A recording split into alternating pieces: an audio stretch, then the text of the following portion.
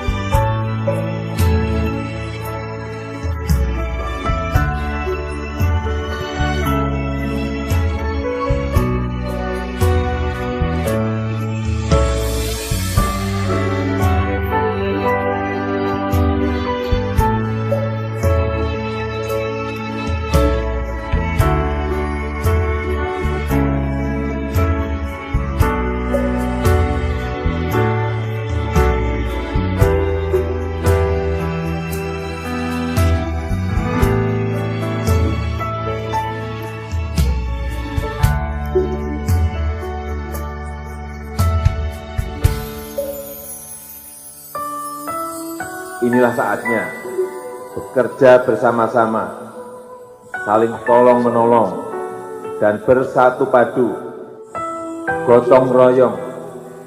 Kepada seluruh rakyat Indonesia, saya minta tetap tenang, tidak panik, tetap produktif dengan meningkatkan kewaspadaan agar penyebaran COVID-19 ini bisa kita hambat dan kita stop.